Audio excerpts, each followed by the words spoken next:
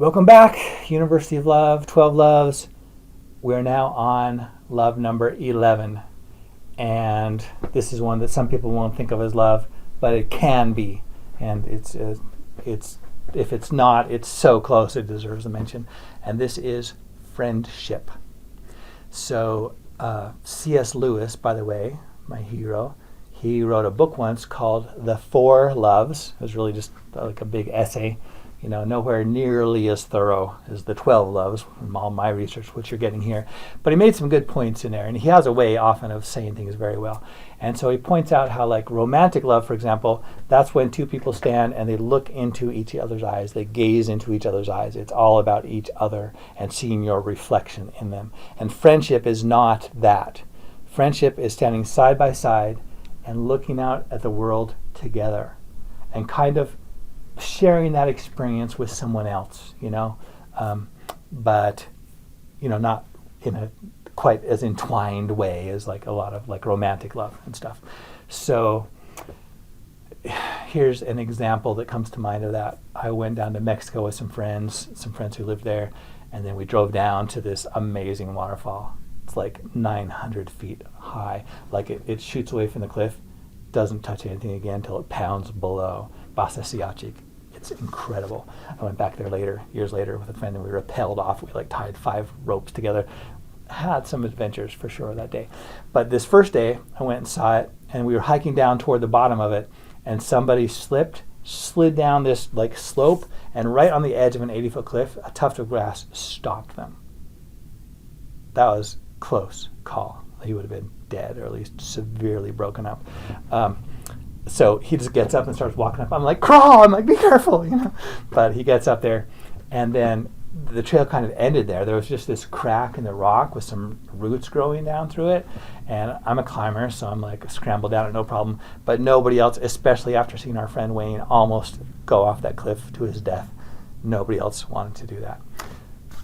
But I got down, I got to the bottom, and then I'm looking up at this waterfall, and it's so beautiful. And to make a long story short, I was loving it, but I was like, I wish someone else could share this and see this, experience it with me.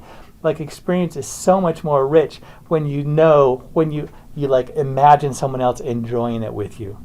It's just doubles the fun, the pleasure, the interest, beauty, and then you've got a history together, to share it. And you can look at someone and say, this is awesome, right? And they're like, yeah, it's awesome. And you just experience it way more completely. So on my way back up, I actually found a trail. I ran into my friends halfway up, and I said, you guys, there's the trail.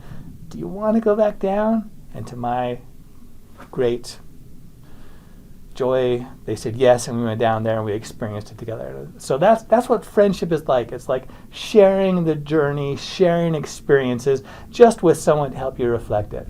Now, you don't have to have just friendship. In fact, if you have a romance, I really hope you have friendship in it as well. Someone who you can talk to, relate to, bounce ideas off, share experiences together, and sometimes you turn to each other and snuggle and all that. And it's a great component of that as well. So that's what I've got right now for friendship. I'll read you some chapters later I've written up more eloquently just to illustrate a few more points about it. Pretty simple, pretty straightforward. To be a good friend, I think you know how. Often it helps to stay in touch. Some people want to text even regularly. I'm going to be honest, for me, texting doesn't do much. It's not very personal. It's like, how you doing? I'm like, fine. What did we get out of this? What piece of you did I just get to experience and reinforce? Almost nothing. So just the fact that I'm thinking of someone and text them, it doesn't mean a lot.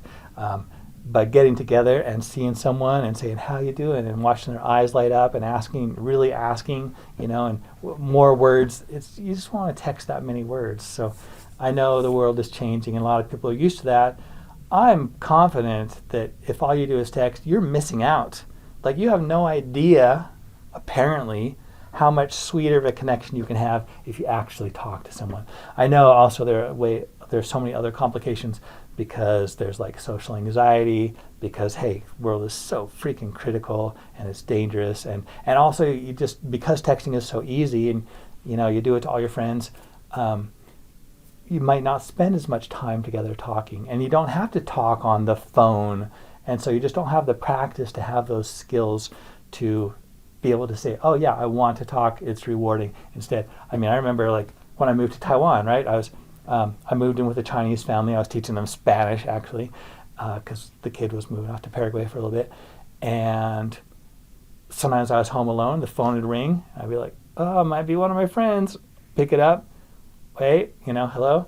And if it wasn't some English speaker, it was intimidating to have to speak Chinese, which was, I was, fairly new at it.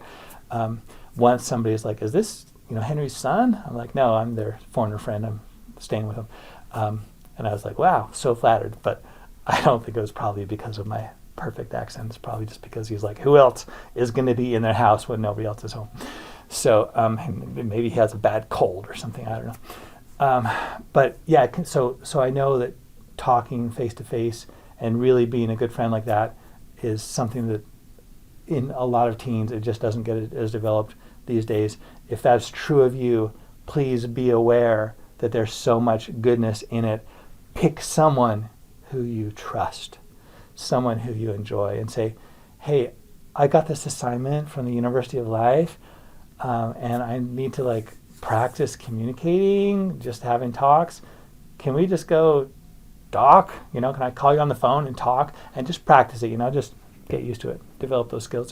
They're super important. If you're an employer, by the way, I have a friend who works professionally with this, and this is one of her big platforms, her soapbox things. She says, these millennials, they're good kids, or whatever's after millennials, but they don't always have these skills. And so you want an employee who can do this stuff. I'm very sorry. You're going to have to train them. You're going to have to teach them how to get it. So if that's true, if you hire somebody and they don't have that skill, just accept it and say, okay, well, let's go from here and figure out how you can train them how to get it so they can be a better employee, and serve their best interest in the future as well. So, all right, that finishes up with friendship. All we've got left is the next one. I know I've hinted at it several times through this course.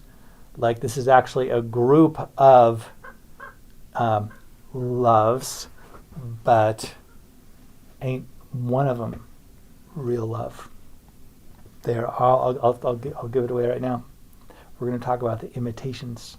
We're going to talk about the fakes, the things that have some things in common with love, but which are not that. And there's multiple reasons why that happens. So we'll take a little dive into some of those examples. It's interesting. It is useful. If you're doing any of these things, you can be like, oh, maybe I don't want to be that.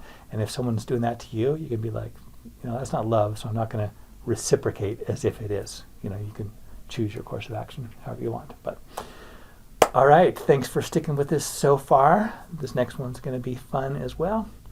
I'll see you there. Love you. Bye.